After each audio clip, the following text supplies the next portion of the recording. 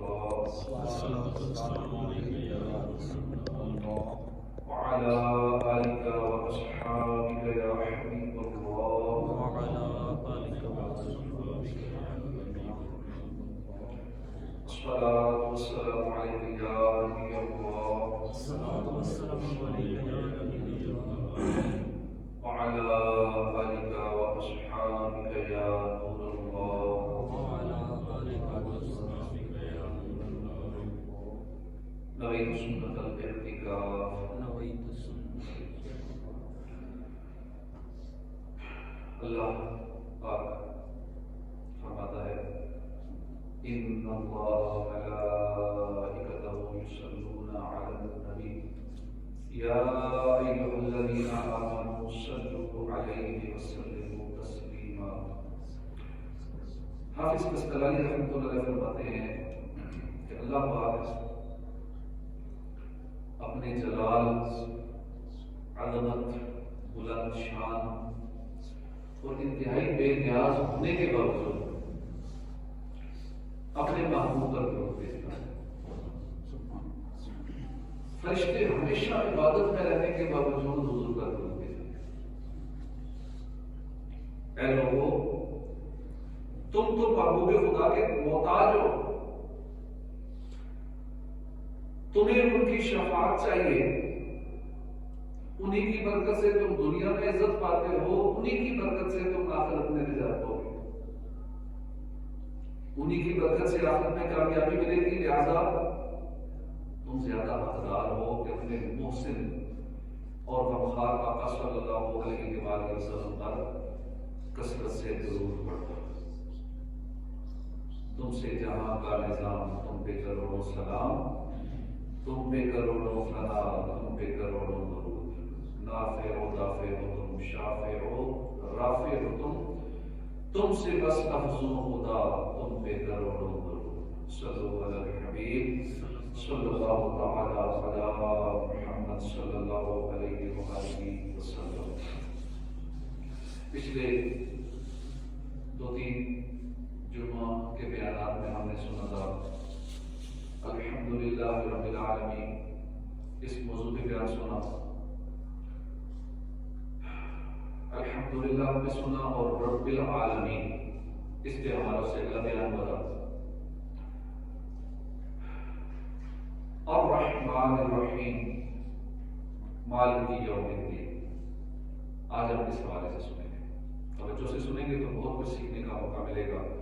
کافی مدنی پھول دل کی مدنی گلدستے میں سجا پائیں گے. اللہ کی رضا کے لیے توجہ سے نگاہیں نیچی کیے، اپنے دین کی تعظیم کی نیت سے توجہ سے بیان سنیے کہ الرحمن الرحیم مالک یوم الدین.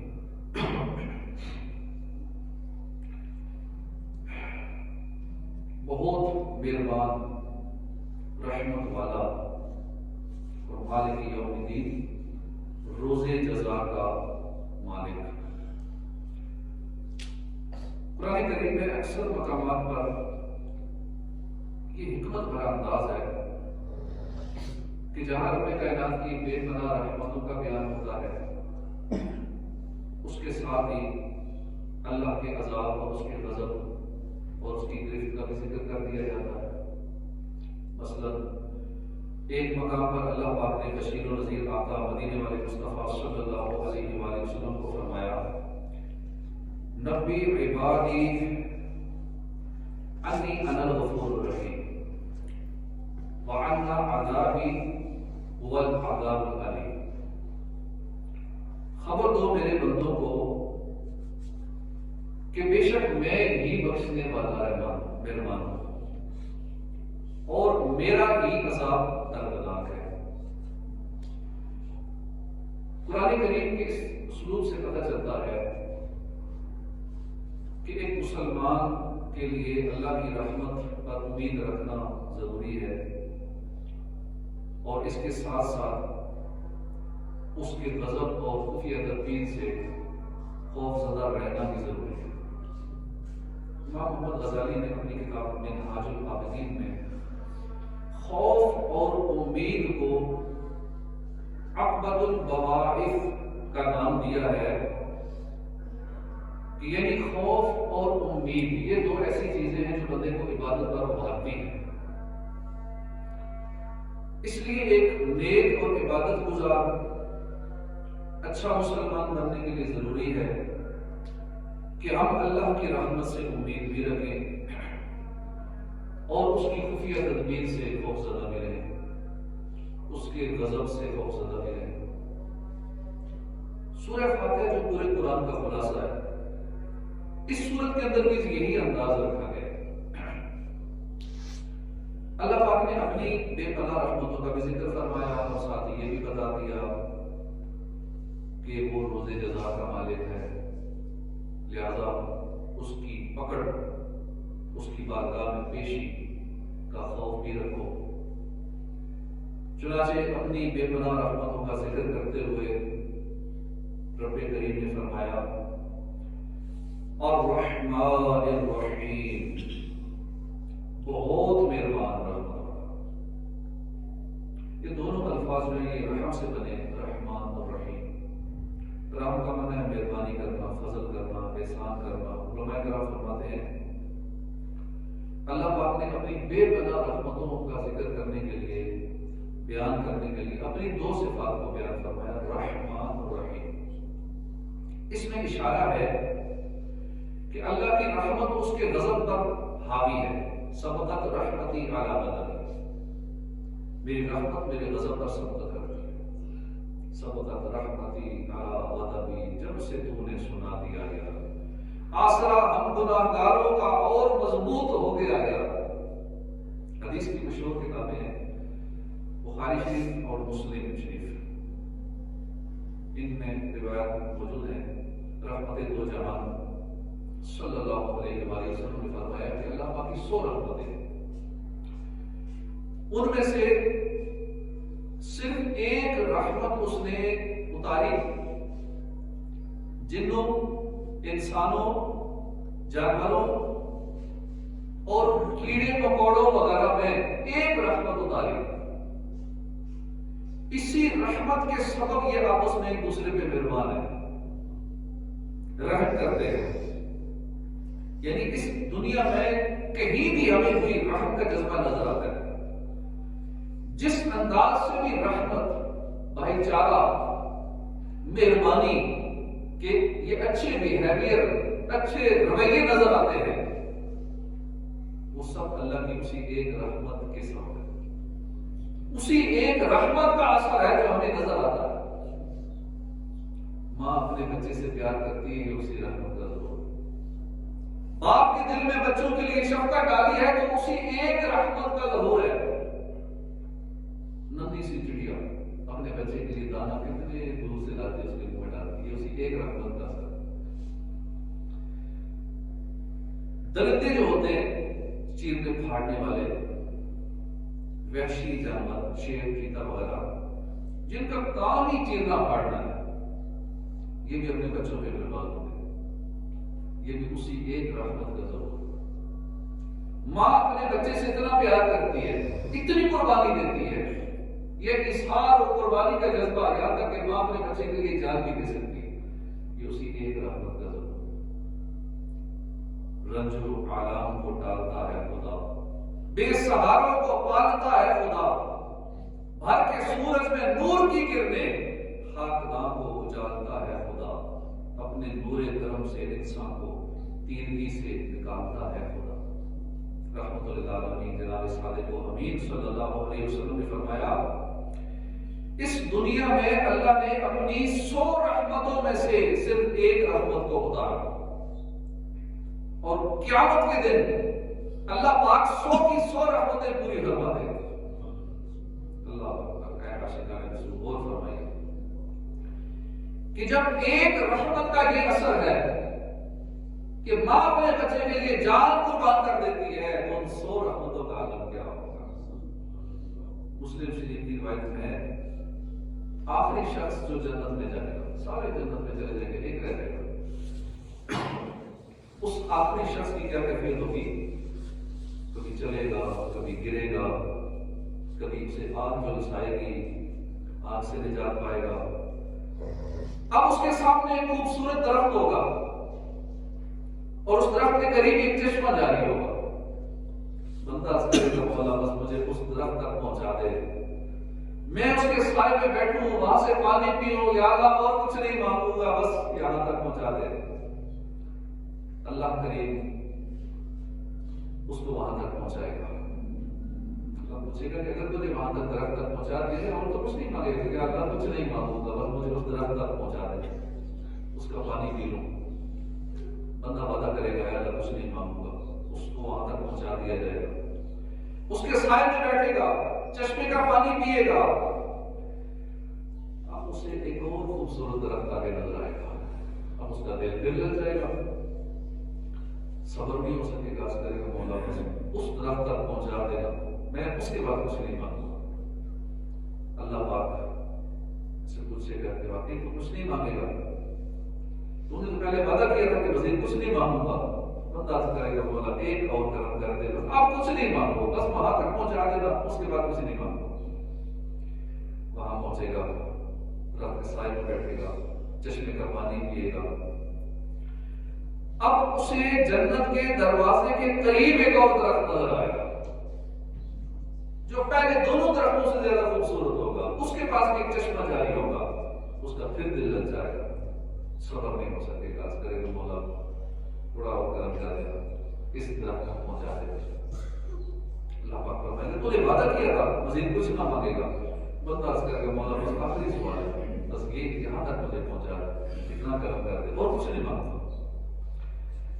وہاں تک پہنچا دیا جائے گا، یہاں پہنچ کر اب اسے جنت کے اندر سے آوازیں آئیں گی، جنتیوں کی آوازیں آئیں گی، پھر اس کا دل لگ جائے گا کہ جنت کے اندر اتنے مزے میں ہیں لوگ، اتنے موج مستی میں، اتنے آرام میں ہیں، پھر عرض کر کے مولا مجھے جنت میں داخل کر دے۔ ایک روایت میں ہے کہ اب اللہ پاک فرمائے گا اے ابن آدم مانگ، تمنا کر، یعنی تو جو چاہتا ہے مانگ، تجھے عطا کر دیا جائے گا، اور ایک ہی بات مانگ، جو مانگنا ہے ایک ہی بات مانگ لے۔ اب بندہ مانگنا شروع کرے کہ اللہ یہ بھی عطا کر دے گا، اللہ وہ بھی عطا کر دے، مانگتا جائے گا، مانگتا جائے گا، جب اپنی خواہشات کے مطابق مانگ لے گا، جو دل چاہے گا وہ اللہ سے مانگ لے گا، اللہ پاک سے وہ بھی عطا فرمائے گا، 10 گنا اور عطا فرما دے گا۔ غور فرمائیے ہمارا پیارا اللہ پاک ہے کس قدر مہربان ہے، اس کی رحمت کتنی وسیع ہے، ہم اس کا اندازہ بھی نہیں لگا سکتے۔ کاش ہم گناہگاروں کو اس کی دریائے رحمت کا ایک قطرہ نصیب ہو جائے تو انشاءاللہ دنیا اور آخرت دونوں سنور جائے گی۔ اگر اس کی رحمت کا ایک قطرہ ہمیں نصیب ہو جائے، میں نے مانا کہ سب سے برا ہوں، کس کا ہوں، تیرا ہوں، میں تیرا ہوں، ناز رحمت پہ مجھ کو بڑا ہے، یا خدا تجھ سے میری دعا، الرحمن الرحیم، بہت مہربان رحمت۔ اب اس آیت کریمہ جس کے بارے میں ہم سن رہے ہیں، اس پہ عمل کیسے کرنا ہے، اس سے ہمیں کیا کیا مدنی پھول حاصل ہوئے۔ پہلا مدنی پھول جو اس آیت کریمہ سے الرحمن الرحیم سے حاصل ہوا وہ یہ ہے کہ رحمت الہی پر بھروسہ رکھیں۔ ہمیں چاہیے کہ ہم اللہ کی رحمت سے امید رکھیں، لا تقنطوا من رحمت اللہ، اس کی رحمت سے مایوس نہ ہو، اس کی رحمت سے امید رکھو۔ لیکن آج کے دور میں بہت ساری جہاں اور بیماریاں پائی جاتی ہیں، یہ بھی مسئلہ ہے، لوگ بہت جلدی مایوس ہو جاتے ہیں، ڈسہارٹ ہو جاتے ہیں، ایک دن دکان پہ آمدنی کم ہو گئی پریشان ہو جاتے ہیں، بیمار ہو گئے پریشان ہو جاتے ہیں، کوئی پریشانی آ جائے مایوس ہو جاتے ہیں، مصیبت آ جائے تو مایوسی، کوئی کسی امتحان میں فیل ہو جائے تو مایوس ہو جاتا ہے، کسی طرح کی مصیبت آ جائے، بعض نادان تو ایسے کہ مایوسی کی وجہ سے خودکشی کر لیتے ہیں، تنگ دستی، غربت، پریشانی، امتحان میں ناکامی سے مایوس ہو کر خودکشی کی راہ اختیار کر لیتے ہیں۔ اللہ پاک محفوظ کرنا، اللہ کی رحمت سے ہرگز مایوس نہیں ہونا چاہیے۔ مسلمانوں کے چوتھے خلیفہ حضرت علی المرتضیٰ رضی اللہ عنہ سے پوچھا گیا سب سے بڑا گناہ کیا ہے؟ آپ نے فرمایا کہ اللہ کی خفیہ تدبیر سے بے خوفی سب سے بڑا گناہ ہے، اور دوسرا بڑا گناہ اللہ کی رحمت سے مایوس ہو جانا۔ میں نے مانا کہ حامد گناہگار ہے، معصیت کیش ہے اور خطا کار ہے، میرے مولا مگر تو غفار ہے، کہتی رحمت ہے مجرم سے لا تقنطو، اللہ ہو اللہ ہو اللہ ہو اللہ اور رحمان الرحیم۔ اس سے ہمیں یہ بھی نصیب کو ملا کہ دنیا میں زہد اختیار کیجیے۔ حضرت علامہ محمد بن یوسفی سنوسی رحمۃ اللہ علیہ نے اسی آیت کریمہ پر عمل کے حوالے سے ایک بڑا پیارا نقول ارشاد فرمایا ہے۔ اس کا خلاصہ یہ ہے کہ اللہ پاک نے اپنی یہ دو صفات رحمان اور رحیم یہ اکٹھی بیان فرمائی، اکٹھا ان دونوں صفات کا تذکرہ کیا۔ روایات کے مطابق رحمان جو صفت ہے اس کا تعلق دنیاوی نعمتوں سے ہے اور صفت رحیم کا تعلق اخروی نعمتوں سے ہے۔ عقل مند وہ ہے کہ جو دونوں کا فیضان پائے، دونوں کا فیضان حاصل کرے، دنیا میں بھی مزے ہو آخرت میں بھی مزے۔ اللہ پاک دونوں جہاں میں کچھ لگے پریشانی نہ۔ اب اس کا طریقہ یہ ہے کہ آپ نے دنیا کی صرف وہی نعمتیں اختیار کرے جو اخروی نعمتوں کا ذریعہ بنے۔ مثلا ایمان دنیا کی عظیم ترین نعمت ہے، ایمان سے ٹکتی کوئی چیز نہیں۔ اب آخرت میں اس ایمان کی وجہ سے جنت ملے گی۔ اسی طرح عبادات، نیک اعمال، نماز، روزہ، حج، زکوٰۃ، والدین کی خدمت، دیگر نیک کاموں کو کرنا، اچھے اخلاق، یہ وہ نعمتیں ہیں کہ جو آخرت میں کام آئیں گی۔ اس طرح وہ نعمتیں جو ان نیک کاموں میں معاون ہوں، مددگار ہوں، جیسے مناسب کھانا کھانا، اس لیے کہ عبادت پر قوت حاصل ہو، اس لیے مناسب کھانا کھا رہے ہیں، اپنی صحت کا خیال رکھ رہے ہیں، ایکسرسائز کر رہے ہیں، مناسب مقدار میں رزق حلال کما رہے ہیں، حلال روزی کمانا کہ دل کو سکون ہو، مطمئن ہو اور ہم اطمینان سے عبادت کر سکیں۔ کمانا اس لیے کہ ہم مطمئن ہو کے عبادت کر سکیں، کسی کے محتاج نہ ہوں۔ اب اتنا اسی کام میں لگ گئے کہ نماز کا ٹائم مل رہا ہے، عبادت کا ٹائم مل رہا ہے، صرف ہی کمانے میں لگ جانا، یہ بھی درست نہیں ہے۔ اپنی آخرت کے لیے وقت نکالنا چاہیے۔ یہ ساری چیزیں ہیں آخرت کے معاملات میں معاونت کے لیے، تو جو آخرت میں کام آئے۔ اب دنیا میں دو طرح کی نعمتیں جو آخرت میں کام آئے، پہلی ہے ایک وہ نیک اعمال جن کا ثواب ملے، اور دوسری وہ نعمتیں جو عبادت اور نیکی پر مددگار معاون ہے، بندے کو چاہیے دونوں اختیار کریں۔ ان کے علاوہ دنیا کی عیش و عشرت سے بے بس بہت ہو جائے۔ اگر ایسا کرے گا تو اسے صفت رحمان کا فیضان بھی ملے گا، صفت رحیم کا فیضان بھی ملے گا۔ اس کی دنیا بھی سنور جائے گی، اس کی آخرت بھی اچھی ہو جائے گی۔ اور رحمان الرحیم، بہت مہربان رحمت والا۔ اس پر عمل کرنا ہے، کیسے ہوگا؟ زہد اختیار کر کے عمل ہوگا، دنیا کی عیش و عشرت سے منہ موڑ کے اس پہ عمل ہوگا، فضول خواہشات کی قربانی دے کر اس پہ عمل ہوگا۔ اگر یہ قربانی دیں گے، دنیاوی عیش و عشرت کو چھوڑیں گے، دولت اور دنیا کی محبت کو دل سے نکال دیں گے، تو انشاءاللہ عز و جل اللہ پاک کی صفت رحمان کا فیضان بھی ملے گا، صفت رحیم کا فیضان بھی ملے گا، اور اللہ نے چاہا تو دونوں جہان اچھے ہو جائیں۔ اللہ پاک کے نبی عیسیٰ علیہ السلام فرماتے ہیں کہ جنت کی تمام نعمتوں کو اگر سمرائز کیا جائے، دو لفظوں میں اگر بیان کیا جائے تو وہ یہ ہے راحت اور خواہشات۔ راحت کی جنت میں راحت ہی راحت ہے، جنت میں سکون ہی سکون ہے، کوئی ٹینشن نہیں ہے، جنت میں آرام ہی آرام ہے۔ اور دوسری چیز ہے خواہشات، کہ جنت میں بندے کی ہر خواہش پوری ہو جائے گی۔ یہاں تو نہیں پوری ہوتی، چاہتے کچھ ہے ہوتا کچھ ہے، دل کچھ کرتا ہے یوں ہونا چاہیے لیکن اس کے مطابق ہوتا نہیں ہے، خلاف مزاج ہونا چاہتے ہیں اور سارے دن ہم ٹینشن میں رہتے ہیں، یوں ہونا چاہیے نہیں ہوتا، پریشان ہو جاتے ہیں۔ جنت میں ایسا نہیں ہوگا، جو چاہیں گے ویسا ہوگا۔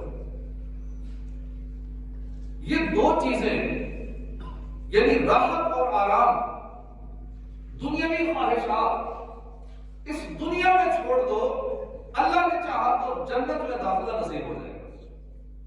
حضرت مالک بن دینار فرماتے ہیں کہ مجھے میرے استاد صاحب نے یہ بتایا کہ اے مالک، اگر تو اللہ کا قرب چاہتا ہے تو اپنے اور دنیاوی خواہشات کے درمیان لوہے کی دیوار کھڑی کر دے. اللہ پاک ہمیں دنیا کی محبت سے، یہاں کی عیش و عشرت، فضول خواہشات سے محفوظ فرمائے. محبت میں اپنی گما یا الہی، نہ پاؤں میں اپنا خطا یا الہی. رہوں مست و بے خود میں تیری غلا میں، پلا جام ایسا پلا یا الہی. میرے دل سے دنیا کی چاہت کو مٹا کر الفت میں اپنی فنا یا الہی. الرحمن الرحیم، روزے جزا کا مالک، مالک یوم الدین، روزے جزا کا مالک. اب یہ ہے مقام خوف. پہلے ذکر فرمایا الرحمن الرحیم، پھر فرمایا مالک یوم الدین. یہ مقام خوف ہے. پہلے رحمت کا ذکر بتایا کہ اللہ رحمان ہے، رحیم ہے، اس کی رحمتوں کی کوئی انتہا نہیں ہے. پھر فرمایا کہ مالک یوم الدین، وہ روزے جزا کا مالک بھی ہے. اس کی رحمت پہ بھروسہ جما کر بے لگام نہیں ہو جانا، بلکہ یاد رکھو اس دنیا کے بعد ایک اور جہان بھی ہے. مرنے کے بعد ہمیں پھر اٹھایا جائے گا، قیامت قائم ہوگی، یہ زمین تانبے میں بدل دی جائے گی، آسمان لپیٹ دیا جائے گا، سورج 100 میل پر آگ برسا رہا ہوگا، 50,000 سال کا ایک دن ہوگا جسے یوم الدین، جزا کا دن کہا جاتا ہے. یوم الدین، اس دن عدل کا دن ہوگا. دنیا میں تو عارضی طور پر بندوں کو بھی اختیار مل جاتا ہے، بندوں کو بھی حکومت مل جاتی ہے، منصب مل جاتا ہے، لیکن وہاں صرف اللہ ہی مالک ہوگا. کسی کی حکومت نہیں ہوگی، کسی کی نہیں چلے گی. اس دنیا میں ہم جرم سے بچنے کے لیے بہت سے راستے نکال لیتے ہیں. جو پیسے والا ہے رشوت دے کر اپنا کام چلا لیتا ہے، عدل و انصاف کا خون کر دیتا ہے. جو تیز زبان والا ہے وہ الٹی سیدھی دلیلیں دے کر بچ جاتا ہے، کوئی راہ نکال لیتا ہے. جس کی سفارشیں زیادہ ہیں وہ اپنے تعلقات استعمال کر کے ناجائز سفارش کے ذریعے سزا سے بچ جاتا ہے. مگر ایک دن آنے والا ہے وہاں نہ رشوتیں کام آئیں گی، وہاں پر نہ زیادہ تیز تراری کام آئے گی، زیادہ عقل وہاں کام نہیں آئے گی، زیادہ سورسز وہاں کام نہیں آئیں گے. وہاں چرب زبانی الٹی سیدھی دلیلیں کام نہیں آئیں گی، بہانے کام نہیں آئیں گے. وہاں عدل ہوگا، وہاں انصاف ہوگا. اللہ پاک فرماتے ہیں مجرم آرزو کرے گا کاش اس دن کے عذاب سے چھوٹنے کے بدلے میں اپنے بیٹے دے دے، اپنی بیوی دے دے، اپنا بھائی دے دے، اپنا وہ کنبا دے دے جو اسے انا دینا. اور جتنے لوگ زمین میں ہیں سب کے سب پھر یہ بدلہ دینا اس سے بچا لے.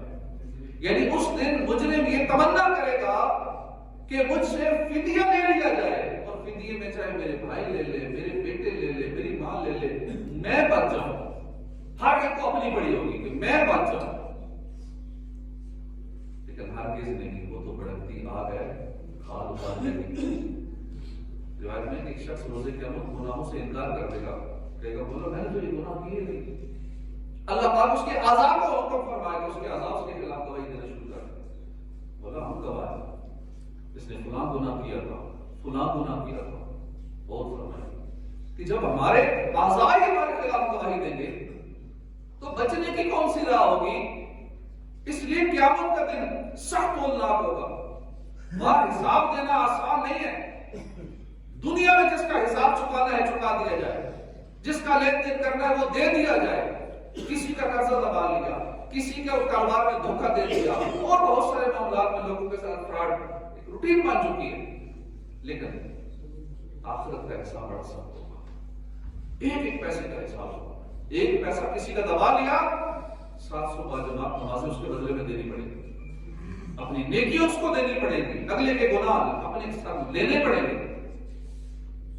قیامت کے دن صرف دو ہی تو سہارے ہوں گے. اللہ کی رحمت ملی تو بڑا پار ہوگا، یا اللہ کے محبوب کی شفاعت نصیب ہوئی تو کچھ ہوگا. اس کے علاوہ اور کیا کریں گے؟ اور رحمت کسے ملتی ہے؟ اللہ پاک فرماتا ہے رحمت اللہ قریب من المحسنین، کہ اللہ کی رحمت تو نیکوں سے قریب ہے. اللہ کی رحمت چاہتے ہو تو نیک بنو، نیک لوگوں کے قریب رہو. نیکی اور نیک لوگ اللہ کی رحمت کے دروازے ہیں. صوفیاء فرماتے ہیں کہ انسان اس دنیا میں گویا کہ دکاندار ہے. اب زندگی جو ہے یہ اس کی دکان ہے. اس کے اعمال وہ سودا ہے جو بیچتا ہے. اچھے اعمال ہے تو اس کا خریدار اللہ پاک ہے، اس کے بدلے میں جنت عطا فرمائے گا. برے اعمال ہے، گناہ ہے تو اس کا خریدار شیطان ہے، اس کے بدلے میں جہنم کا عذاب ہے.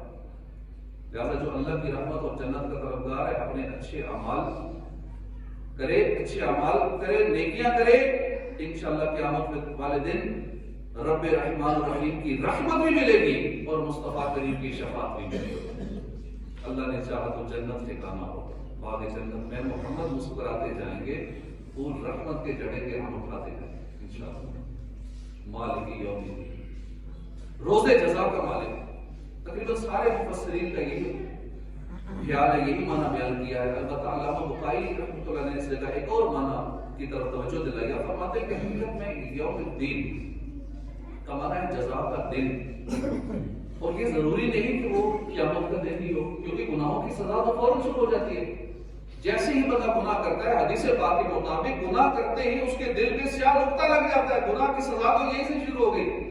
سیاہ نقطہ دل پہ لگ جانا ہے تو اس کی پہلی سزا. پھر اگر وہ گناہ کرتا رہتا ہے، سیاہ نقطے لگتے رہتے ہیں، پورا دل سیاہ ہو جاتا ہے. پھر اس کو نیکیاں کرنے کا دل ہی نہیں کرتا، نیک اعمال میں دل ہی نہیں لگتا، نمازوں میں دل ہی نہیں لگتا، کوئی نیکی کی بات سننے میں دل ہی نہیں کرے گا. بری صحبتوں میں اس کا دل لگے گا، اچھی صحبتوں میں اس کا دل نہیں کرے گا، کیونکہ وہ مریض بن چکا ہے گناہوں کا، اس کا دل سیاہ ہو چکا ہے. تو یہ پہلی سزا ہے، گناہوں کی وجہ سے دل سیاہ ہو جاتا ہے. اسی طرح مختلف اور پریشانیاں، تنگ دستی، غربت، محتاجی، مشکلات، حادثات وغیرہ، یہ بھی گناہوں کی سزائیں ہوتی ہیں. بعض اوقات وہ بھی اس گناہ کی سزا ہے. اسی طرح غم آ جانا، پریشانی آ جانا، بے چینی، بے سکونی وغیرہ، یہ سب گناہوں کی سزائیں ہیں. پچھلے ہفتے ایک شادی تھی گاؤں میں، وہاں میں نے دیکھا لوگ گانے باجے پیسہ لٹا رہے ہیں، لاکھوں روپیہ باہر ہیں، میوزیکل پروگرام ہو رہے ہیں. اب گناہوں والا سلسلہ ایک شادی میں جو ایک اچھا کام ہے، یہ سلسلہ ہو رہا لگاتار پورا ہفتہ. پتہ چلا رات کو کہ جو دولہے کا والد تھا وہ کہ چھت سے گرا، اس کی دونوں ٹانگیں بھی ٹوٹ گئی، تسلیاں بھی ٹوٹ گئی، ہاتھ بھی ٹوٹ گئے. اب شادی قدرتی طریقے سے گئے. یہ ہوتا ہے کہ سم ٹائم گناہوں کی سزا اتنے بڑھ جاتے ہیں آگے کہ ایک دن نہیں، 2 دن نہیں، لگاتار 7 دن میوزک چل رہا ہے اور پورے علاقے میں سب کو ڈسٹرب بھی کر رہے ہیں. کہیں ڈھول بجے گا، یہ بولے ہوتے تو ساتھ والا گھر تو ڈسٹرب بھی ہوگا. بچے ڈسٹرب ہوں گے، بیمار ڈسٹرب ہوں گے، بوڑھے ڈسٹرب ہوں گے. نہ ان کا خیال ہے اور اللہ رسول کی نافرمانی ہو رہی ہے. جن چیزوں سے منع فرمایا گیا اس کے حکم میں وہی کام کیے جا رہے ہیں. تو پھر یہ سزا ایسی تو مل رہی ہے. اللہ پاک ہدایت نصیب فرمائے. بندہ اپنے اعمال پر اختیار رکھتا ہے، اس کے نتائج کا مالک نہیں ہے. ہم کھانا کھا سکتے ہیں مگر کھانا پیٹ میں جا کر طاقت کا ذریعہ بنے گا یا زہر بنے گا، یہ ہمارے اختیار میں نہیں. مالک یوم الدین، اللہ کے آخری نبی صلی اللہ علیہ وسلم کا فرمان ہے، کما تدین تدان، جیسا کرو گے ویسا بنو گے. ایز یو سوشل جو کرو گے، جیسا بو گے وہی کاٹو. اور نیکی کبھی پرانی نہیں ہوتی، گناہ کبھی بلایا نہیں جاتا. شیخ سعدی ایک حکایت نقل فرماتے ہیں کہ ایک نیک آدمی تھا، اللہ نے اسے بہت مال دیا. مالداری کی وجہ سے وہ بڑا نرم دل بھی تھا، نیک آدمی تھا. اللہ پاک مال دے تو ساتھ سخی بھی بنائے، سخی دل بھی دے، نرم دل بھی رکھے، مال کی محبت بھی نہ دے. مال کی دعا کریں لیکن مال کی محبت سے بچنے کی دعا کرنی چاہیے. اس کے دروازے پہ ایک سائل آیا، اس نے صدا لگائی، اس نے اپنے ملازم کو بھیجا جا کے دیکھو. ملازم نے جیسے ہی اس کو دیکھا اس کی چیخ نکل گئی، حیران ہو کے واپس آیا.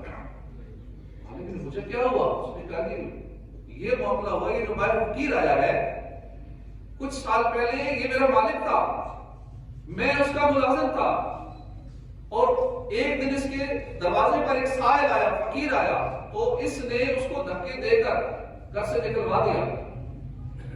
تو میں اس بات پہ حیران ہوں کہ اب اس کی یہ حالت ہو گئی ہے. اس دن کے بعد اس بندے کا کاروبار ڈاؤن ہونا شروع ہوا اور اب اس کی یہ حالت ہے کہ اب دوسروں کے در پہ مانگ رہے. تو اس مالک نے کہا میں تمہیں اس سے بھی عجیب بات بتاتا ہوں جو تم نے مجھے بتائی ہے کہ اس وقت جس فقیر کو اس نے دھکے دیے تھے، جو اس کے در پہ سائل آیا تھا، وہ سائل میں ہی تھا. تو یہ دولت آنے جانے چیز ہے. آج کا امیر کل کا غریب، آج کا غریب کل کا امیر ہو سکتا ہے. جے چاہے تے راہ جانتے تم تخت عطا فرماوے، جے چاہے تے شاہ کو مردہ در خیر مقام. اللہ پاک ہمیں آخرت کی تیاری کی توفیق عطا فرمائے. آمین بجاہ نبی الامین صلی اللہ علیہ وسلم. اتنا مغرور نہ بن، سامنے تاریخ بھی رکھ، بانٹنے والا بھی خیرات پہ آ سکتا ہے. وما علینا الا البلاغ المبین.